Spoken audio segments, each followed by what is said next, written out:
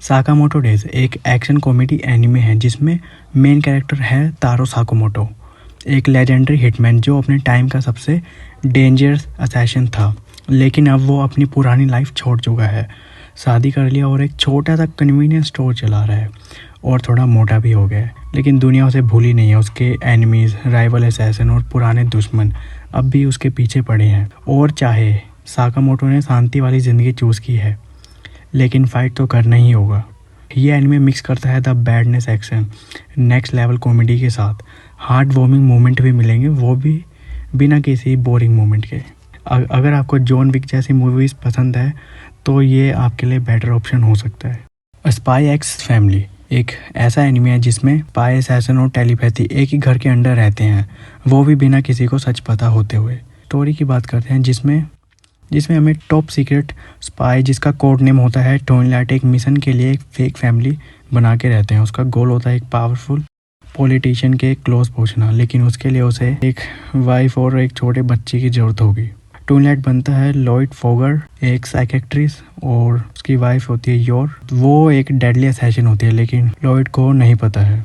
और उसकी बेटी आन्या होती है, एक छोटी सी लड़की जो टेलीपैथी कर सकती है, लेकिन उसे सब पता है। अब तीनों एक दूसरे के सीक्रेट के बिना एक फेक फैमिली बना के रहते हैं और वहीं से शुरू होती है एक funny, emotional and thrilling journey. Fire force एक highly action supernatural anime है जो कि एक यूनिक वर्ल्ड पर बेस्ड है, जहाँ पर लोग अचानक से आग के शैतान बन जाते हैं जिन्हें इन्फर्नस बोलते हैं। एक मिस्टीरियस फिनोमिना दुनिया में फैल चुका है जिसे कहते हैं द स्पॉन्टेनियस ह्यूमन कंबशन, जिसमें लोग बिना किसी वार्निंग के जलकर इन्फर्नस बन जाते हैं। और इस थ्रेट से लड़ने के लिए बनाई गई है एक स्पेशल फोर्स जिसका नाम है फायर फोर्स फाइटर, और जिसमें मेन कैरेक्टर होता है शिनरा कुसाकाबे, एक यंग फायर सोल्जर जिसका निक नेम होता है डेविल्स फुटप्रिंट, क्योंकि वो अपने पैरों से आग निकाल सकता है। उसका ड्रीम है हीरो बनना और अपने पास्ट का एक पेनफुल इंसिडेंट का सच पता करना जिसमें उसके परिवार की मौत हो गई थी। आपको एनिमे में क्या मिलेगा? अगर आपको यूनिक पावर, कूल एनिमेशन और मिस्ट्री बेस्ड प्लॉट पसंद है तो ये एनिमे भी आपको काफ़ी पसंद आएगा। और ये एनिमे एपिसोड बाय एपिसोड काफ़ी एडिक्टिव होती जाएगी। The devil is a part timer एक funny comedy plus fantasy anime जो एक यूनिक कॉन्सेप्ट पर बेस्ड है, जहाँ पर एक डीमन लॉर्ड जॉब करता है। स्पॉइलर फ्री स्टोरी बताता हूँ। एक फैंटेसी वर्ल्ड एंते इंसुला में डीमन लॉर्ड सैटर्न अपनी आर्मी के साथ दुनिया में कब्जा करने की कोशिश करता है, लेकिन जब हीरो एमिलिया उसका सामना करती है तो एक इंटेंस बैटल के बाद वो एक पोर्टल से मॉडर्न टोक्यो में आ गिरती है, वो भी बिना किसी मैजिक के। इस दुनिया में पावर काम नहीं करता, तो सैटर्न बन जाते हैं एक नॉर्मल इंसान और नाम रखते हैं सदाओ माओ, और शुरू करते हैं एक पार्ट टाइम जॉब ताकि वो अपना रेंट भर सके और सरवाइव कर सके। वेगाबॉन्ड जिसका कोई भी एनिमे अडेप्टेशन ऑफिशियली नहीं बना है, लेकिन मांगा और फैन बेस काफ़ी स्ट्रॉन्ग है। स्पॉइलर फ्री स्टोरी बता रहा हूँ। वेगाबॉन्ड एक हिस्टोरिकल समुराई ड्रामा है जो कि real life legendary sportsman Miyamoto की लाइफ से इंस्पायर्ड है। स्टोरी शुरू होती है एक यंग, वाइल्ड और वॉयलेंट लड़के से जिस ताकिजो शिनमैन, जो कि वॉर के बाद एक invincible under the sun sportsman बनने का सपना रखता है। पर यह सिर्फ एक समुराई की स्पोर्ट जर्नी नहीं है, ये एक डीपली फिलोसफिकल और इमोशनली ट्रांसफॉर्मेशन की कहानी है जो जहाँ पर एक बारबरिक वॉरियर धीरे धीरे करके एक ट्रू मार्शल आर्टिस्ट बनता है। और ये अपनी जर्नी कैसे करता है वो आपको देखना चाहिए, जो आपको काफ़ी मोटिवेट करेगा और काफ़ी पसंद आएगा ये एनिमे। नेवरलैंड इल्यूजन एक साइंस फिक्शन थ्रिलर एनिमे है जिसमें जहाँ पर मैन सीटर नाम के डेंजरस मॉन्स्टर घूमते रहते हैं और इंसानी सिविलाइजेशन बिल्कुल ही ख़त्म हो चुकी है। इस एनिमे की स्टोरी दो अलग अलग वर्ल्ड्स को फॉलो करती है। वॉल्स के बाहर हम मारू और किरोकू को फॉलो करते हैं जो एक डिस्ट्रॉयड वर्ल्ड में ट्रैवल कर रहे होते हैं हेवन नाम के एक मिस्टीरियस जगह को ढूंढने के लिए। रास्ते में उनका सामना काफ़ी डेडली मॉन्स्टर से होता है, काफ़ी अजीब लोगों से होता है और डार्क सीक्रेट भी पता चलते हैं। वॉल्स के अंदर एक हाई टेक फैसिलिटी दिखाई जाती है जहाँ कुछ बच्चे परफेक्ट एनवायरनमेंट में रह रहे हैं। उनका वर्ल्ड के बाहर की दुनिया से बिल्कुल ही कनेक्शन नहीं है, लेकिन धीरे धीरे पता चलता है ये सब उतना नॉर्मल नहीं है जितना दिख रहा है। अगर आपको डीप स्टोरीज, डार्क सीक्रेट्स और साइंस फिक्शन वर्ल्ड पसंद है तो ये एनिमे भी आपको काफ़ी पसंद आएगा और यह आपकी वॉच लिस्ट में होना ही चाहिए। काइज़ एक इंटेंस साइकोलॉजिकल थ्रिलर एनिमे है जो ह्यूमन ग्रीड और सर्वाइवल और मेंटल बैटल्स के ऊपर बेस्ड है। स्टोरी फॉलो करती है द काइजी इताओ, एक नॉर्मल सा बंदा जो अपनी लाइफ में इतना कुछ खास नहीं कर पाता, लेकिन एक दिन उसके सामने एक ऑफर आता है उसे एक रिक्सी गैम्बलिंग खेलने का। इसमें या तो वो अपनी लाइफ बना सकता है या तो वो बर्बाद कर सकता है। शुरुआत में सब कुछ सिंपल लगता है, लेकिन जैसे जैसे गेम आगे बढ़ता है हर राउंड के बाद गेम और डेंजरस इंटेंस होते चले जाता है। यहाँ सिर्फ लक नहीं बल्कि माइंड गेम, स्ट्रेटेजी और साइकोलॉजिकल स्ट्रेंथ की ज़रूरत होती है। अगर आपको टेंस और mind games, realistic survival pressure और इंटेलिजेंट स्टोरी टेलिंग पसंद है तो काइजी आपको ज़रूर पसंद आएगा।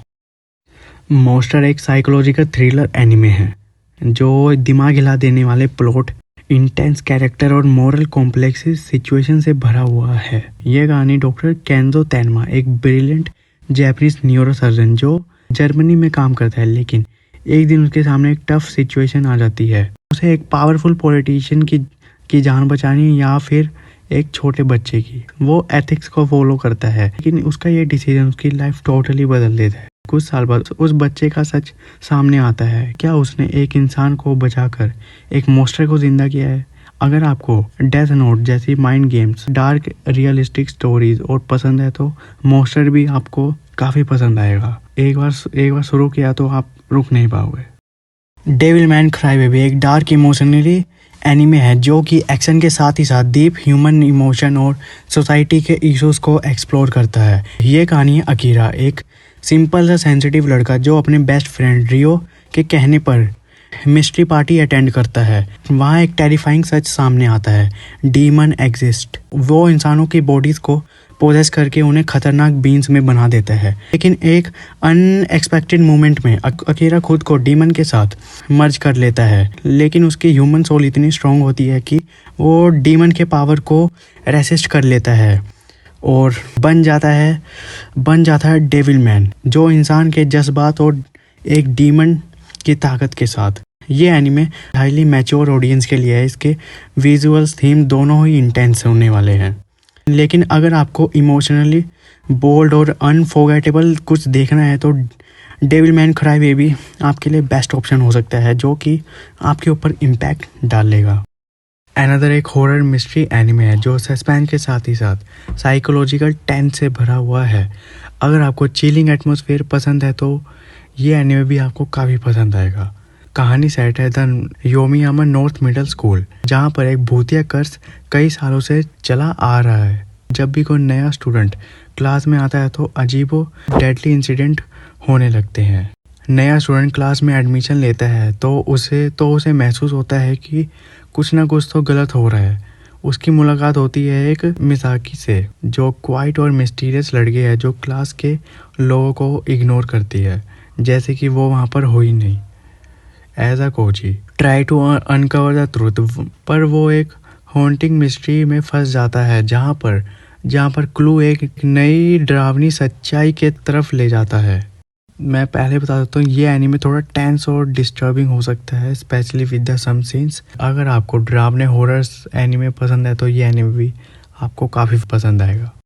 डार्कर दैन द ब्लैक एक एक्शन पैक्ड मिस्टीरियस एनीमे है जो एक साइंस फिक्शन सुपरनैचुरल एलिमेंट का काफ़ी स्टाइलिश तरीके से मिक्स करता है। इसमें suspense, political issues, emotionally complex character मिलते हैं। कहानी स्टार्ट होती है टोक्यो के आसपास जब मिस्टीरियस फील्ड अपीयर होता है, जिसे हेल्स गेट बोलते हैं। इस गेट के आने के बाद दुनिया बदल जाती है। नॉर्मल स्टार्स डिसअपीयर हो जाते हैं, उनकी जगह एक फेक स्टार्स आते हैं और हर एक फेक स्टार एक कॉन्ट्रैक्टर को रिप्रेजेंट करता है। कॉन्ट्रैक्टर वो लोग होते हैं जिसमें स्पेशली सुपर नेचुरल पावर होती है, लेकिन उन्हें उस पावर को यूज़ करने के लिए उसका एक प्राइस पे करना होता है। ब्लैक रैपर्स के नाम से जानते हैं, एक डेडली कॉन्ट्रैक्टर जो सीक्रेट मिशंस पर काम करता है, लेकिन उसका एक अपना हिडन एजेंडा होता है। अगर आपको सेशंस, स्पाइस, सीक्रेट्स और मल्टीलेयर वर्ल्ड पसंद है तो ये एनिमे भी आपको काफ़ी पसंद आएगा। मियोरुको-चान एक हॉरर कॉमेडी एनिमे है जो एक ऑर्डिनरी स्कूल गर्ल की एक्स्ट्रा ऑर्डिनरी सिचुएशन को दिखाता है, जिसमें उसकी ज़िंदगी सडनली टेरिफाइंग हो जाती है। मीको एक नॉर्मल हाई स्कूल गर्ल, तब उसे अचानक से भूत और स्पिरिट्स दिखने स्टार्ट नहीं हो जाते। और ये कोई क्यूट और फ्रेंडली गोस्ट नहीं है, बल्कि एक हॉरिफाइंग क्रिएचर्स होते हैं जो बस उसे ही नजर आते हैं, बाकी लोगों को नजर नहीं आते। लेकिन इंस्टेंट ऑफ रिएक्टिंग और रनिंग अवे, मिको डिसाइड करती है कि वो उन स्पिरिट्स को इग्नोर करेगी जैसे वो एग्जिस्ट ही नहीं करते हो। उसका ये इग्नोर मोड बना देते हैं एनिमे को फनी और डिस्टर्बिंग भी, क्योंकि वो स्पिरिट्स उसके अराउंड घूमते रहते हैं लेकिन वो कभी रिएक्ट नहीं करती, no matter how scary they get. ये एनिमे परफेक्ट है उन लोगों के लिए जिसे जुजुत्सु काइसन, मॉब साइको जैसी वाइब पसंद है, तो ये एनिमे भी आपको काफी पसंद आएगा।